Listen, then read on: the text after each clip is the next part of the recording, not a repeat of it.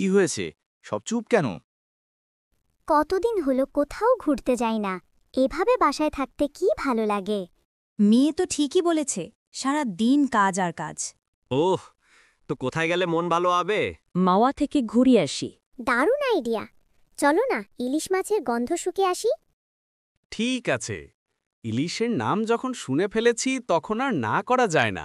চলো, কাল সকালেই মাওয়া।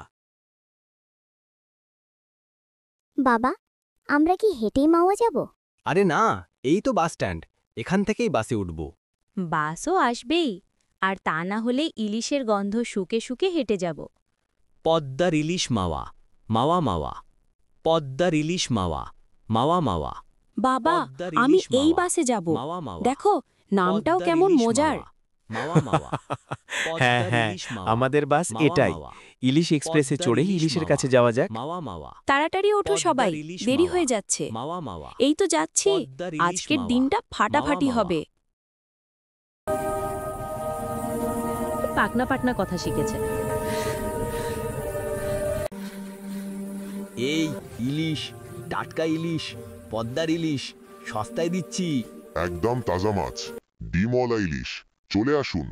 বাবা বাবা, দেখো কত মাছ। এই যে ভাই, আপনার মাছগুলো তো বেশ বড় মনে হচ্ছে। একদম দাদা, পদ্মার রুই কাতলাও হার মেনে যায়। কত বড় চাই আপনার? মাছটা তো খুব সুন্দর, 1.5 কেজিই হবে। কত দাম রাখতে পারবেন? দাদা, পদ্মার তাজা ইলিশ আপনার জন্য দাদা, একদম ফিক্স দাম 3000 টাকা। 3000 টাকা? এত দাম কমা রাখা যাবে না? একটু কমান ভাই। আরে দাদা, মাছের বাজার এখন চড়া, তবুও আপনার মুখের দিকে তাকিয়ে 2500 টাকা হলে নিয়ে যান, এর কমে রাখতে পারবো না।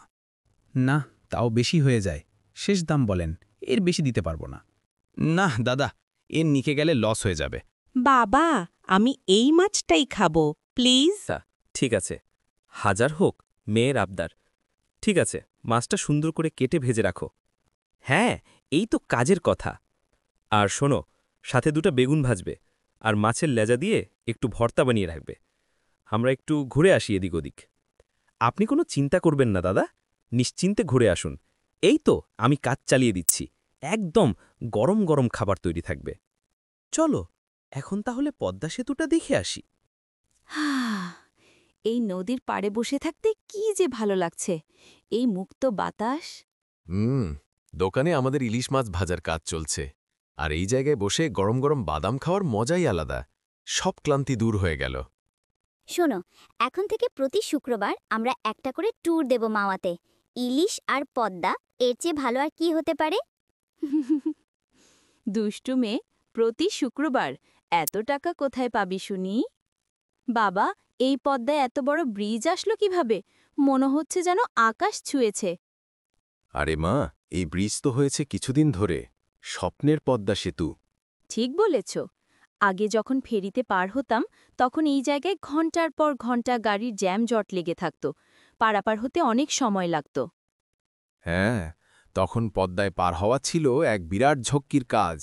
এখন এই সেতুর জন্য আমাদের মতো কত মানুষের কত সময় বেঁচে যাচ্ছে, আর কত সুবিধা হয়েছে। এটা আমাদের দেশের গর্ব। এই সেতু এখন আমাদের ইলিশ খাবার ভ্রমণকেও সহজ করে দিয়েছে। তাহলে তো ইলিশের সাথে এই ব্রিজকেও ধন্যবাদ দেওয়া উচিত। একদম ঠিক বলেছিস। প্রকৃতির সৌন্দর্য আর মানুষের তৈরি কারিশমা দুটোই আজ একসাথে দেখলাম। চলো, এবার মনে হচ্ছে আমাদের খাবারের ডাক এসেছে। ইলিশের গন্ধটা যেন এই এদিক পর্যন্ত আসছে।